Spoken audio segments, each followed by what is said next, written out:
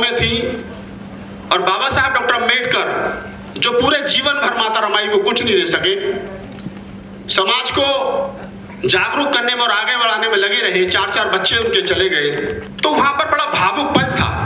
जब मैं बाबा साहब की जीवनी पढ़ रहा था तो मैंने सोचा कि वो समय क्या रहा होगा कि जब माता रमाबाई अपने अंतिम पलों में बाबा साहब डॉक्टर अम्बेडकर का हाथ पकड़ करके जो बात कहती हैं, तो वो बात मेरे मन मस्तिष्क में जो विचार आया वो मैंने लिखने की कोशिश की है।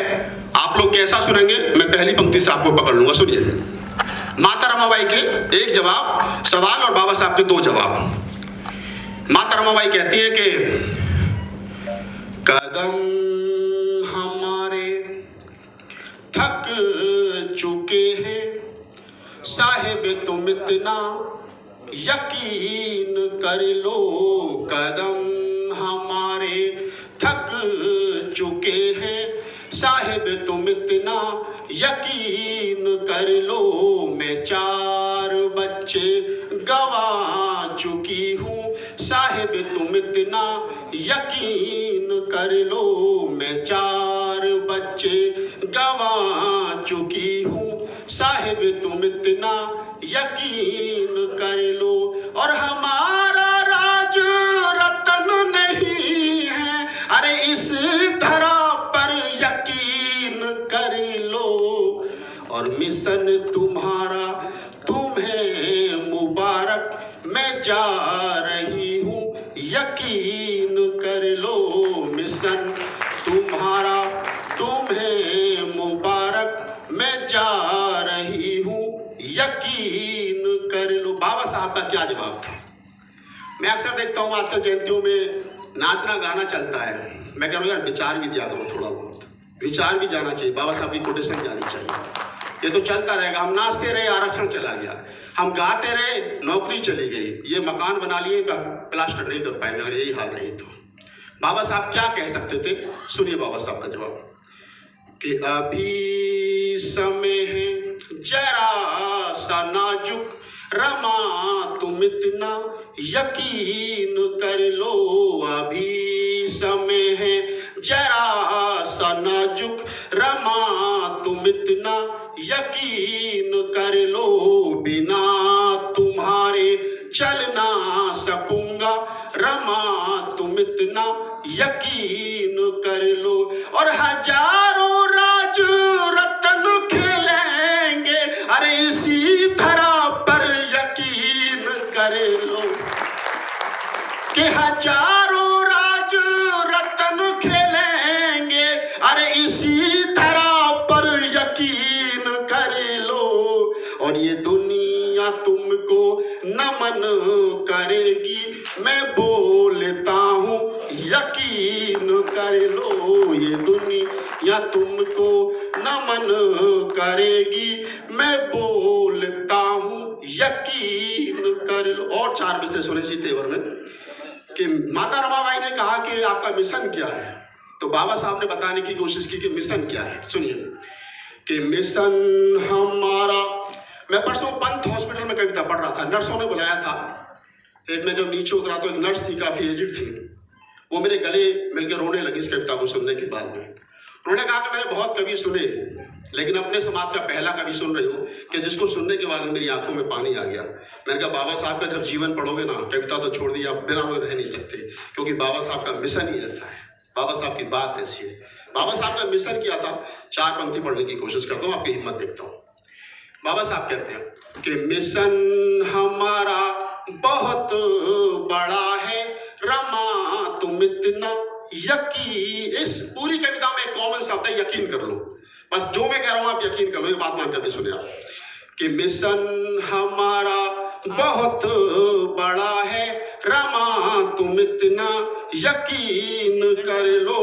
हमारे बच्चों की ये कुर्बानी ना जाएगी व्यर्थ, यकीन कर लो। और हजारों वर्षों की ये गुलामी, अरे टूटेगी एक दिन, यकीन कर लो। कि हजारों वर्षों की ये गुलामी, अरे टूटेगी एक दिन, यकीन कर लो। और हमारे बच्चे बनेंगे राजा, मैं बोलता हूँ यकीन कर लो। हमारे बच्चे बनेंगे राजा, मैं बोलता हूँ यकीन कर लो। बहुत सुंदर तरीके से आपने सुना। मेरा गला भी साथ नहीं दे रहा, बैक टू बैक प्रोग्राम है, माइक भी उतना अच्छा नहीं है। और मैं धन्यवाद देता हूँ आपको। एक शेर के साथ के, ना झूठे रिश्ते रखते हैं गाजियाबाद वालों, ना झूठे रिश्ते रखते हैं। आप जयंती मनाओ, बहुत अच्छी बात है, मनानी चाहिए, लेकिन समाज का कीमती पैसा इस बात में खर्च करो कि ऐसी विचार गोष्ठी हो जहाँ से कुछ अच्छी चीज निकल करके जाए, जहाँ से कुछ अच्छी बात निकल के जाए। हमारी आने वाली नस्लों को हम बाबा साहब डॉक्टर अम्बेडकर का विचार जो है वो दे सके, हम बता सकें कि शुद्ध बाबा साहब डॉक्टर अम्बेडकर का विचार है क्या, उसमें घोलमाल नहीं होनी चाहिए, तब जयंती मनाने की सार्थकता है। कि ना झूठे रिश्ते रखते हैं, ना झूठी शान रखते हैं, दीवाने भीम के हैं हम, अलग पहचान रखते हैं। लक्ष्मण भाई, पिछले 2-3 वर्षों में 2 चीज बड़ी हिट हुई है, मोदी जी का झूठ और लक्ष्मण यादव का सच।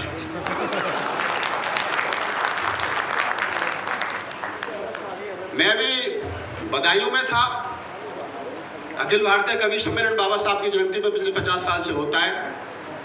तो आपकी यूनिवर्सिटी के हिंदी विभाग के एचओडी बेचैन साहब उसकी अध्यक्षता कर रहे थे। उन्होंने कहा कि मैं राहुल नागपाल को विशेष सुनने के लिए आया हूं। मैं देश के 22 राज्यों में गया, 1000 से ज्यादा बाबा साहब पर कविताएं सुनाई, संसद भवन में खड़े होकर के 10 बार कविताएं सुनाई। देश का पहला दलित कवि हूं कि कविता से घर भी चलाता हूं और सरकार को इनकम टैक्स भी देता हूं। ये बात कहने की हिम्मत प्रोफेसर राजकुमार जी से मिले कि अच्छी बात बताइए, क्यों बता रहे हो 3000 साल की गुलामी? हम थे ही नहीं गुलाम, हम तो 1 जनवरी 1818 याद रखते हैं बस। अच्छी बात है ना सर? ये सोचिए कि संविधान आपसे बात कर रहा है। इस देश के अंदर जो भाई लक्ष्मण ने, भाई जितेंद्र मीणा ने और तमाम पूर्व के वक्ताओं ने बात कही संविधान को लेकर के, और आज संविधान पर बात हो रही है, तो मेरा मन है कि संविधान के ऊपर जो मैंने संविधान पर जो मैंने कभी गीत लिखा था, छोटा सा वो गीत आपको सुनाऊं तो सुने। हमारे बीच में कवि साथी जोगिंदर जी भी आए, उनका धन्यवाद है, वो सुन रहे हैं हमें। मैंने एक विचार मेरे मन मस्तिष्क में आया कि ये जो लोग हैं, ये जो कुछ संविधान संसद भवन की चंद कदमों की दूरी पर संविधान की कॉपियां जला रहे थे और जश्न मना रहे थे, ये कौन से लोग थे? इनकी पहचान होनी चाहिए। तो मैंने जो पहचान की, वो पहचान सिर्फ इतनी भर है कि जो अपने भाषण में, अपने बोलचाल में इस भारत को हिंदुस्तान कहते हैं, वो संविधान जलाने वालों के पक्ष में थे, और जो लोग भारत को भारत कहते हैं वो संविधान को बचाने वालों के पक्ष में थे।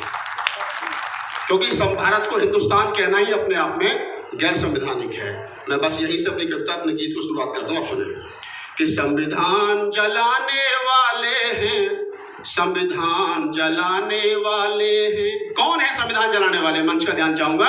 हिंदी के बड़े ज्ञाता लोग बैठे हैं मंच पे, मैं साहित्य का छोटा सा विद्यार्थी हूँ। कि संविधान जलाने वाले हैं, संविधान जलाने वाले हैं, इस भारत की माटी को हिंदुस्तान बताने वाले हैं, संविधान जलाने वाले हैं। ताली बजनी चाहिए यहाँ आपकी, बजाओ। कि संविधान जला, मीठी मीठी ताली बजाओ। संविधान जलाने वाले हैं, संविधान जलाने वाले हैं, संविधान जलाने वाले हैं, संविधान जलाने वाले हैं, इस भारत की माटी को हिंदुस्तान बताने वाले हैं, संविधान जलाने वाले हैं, संविधान जला। क्या कहता है संविधान? सुनिए कि मैंने 70 वर्षों से सबको है राह दिखाई। संविधान कह रहा है कि मैंने 70 वर्षों से सबको है राह दिखाई, जब कोई माया ममता इंदिरा है पास में आई, जब कोई माया ममता इंदिरा है पास में आई, ये शोषित पीड़ित मजदूरों की आवाज दबाने वाले हैं, संविधान संविधान जलाने वाले हैं, संविधान जलाने वाले हैं, संविधान जलाने वाले हैं, संविधान जलाने वाले हैं, इस भारत की माटी को हिंदुस्तान बताने वाले हैं, संविधान जलाने वाले। और क्या कहता है संविधान? सुनिए कि मैं भगत सिंह की भाषा, मैं ऊधम का बलिदान। एक एक शब्द सुने आप कि मैं भगत सिंह की भाषा, मैं ऊधम का बलिदान, मैं बुद्ध की ध्यान साधना, मैं भीम राव का ज्ञान, मैं बुद्ध की ध्यान साधना, मैं भीम राव का ज्ञान।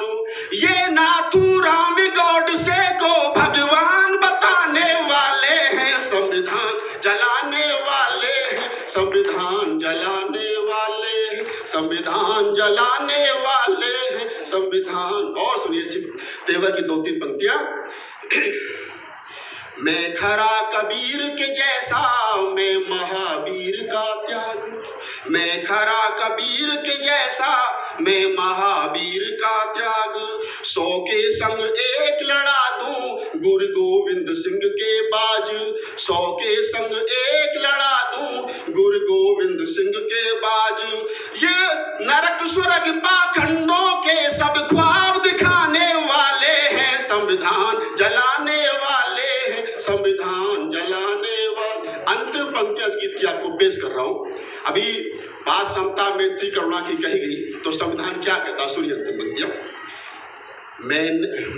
मैं समता मैत्री करुणा न्याय से भरा हुआ हूँ, मैं समता मैत्री करुणा न्याय से भरा हुआ हूँ, मैं लोकतंत्र में अब तक मजबूत खड़ा हुआ हूँ, मैं लोकतंत्र में अब तक मजबूत खड़ा हुआ हूँ। ये जात पात मजहब पर, ये जात पात मजहब पर सब खून बहाने वाले हैं, संविधान जलाने वाले हैं, संविधान जलाने वाले। मेरे सीताले दे दो बस, मुझे चलना। संविधान जलाने वाले हैं, संविधान जलाने वाले हैं, इस भारत की माटी को हिंदुस्तान बताने वाले हैं, संविधान जलाने वाले, संविधान। बहुत बहुत धन्यवाद।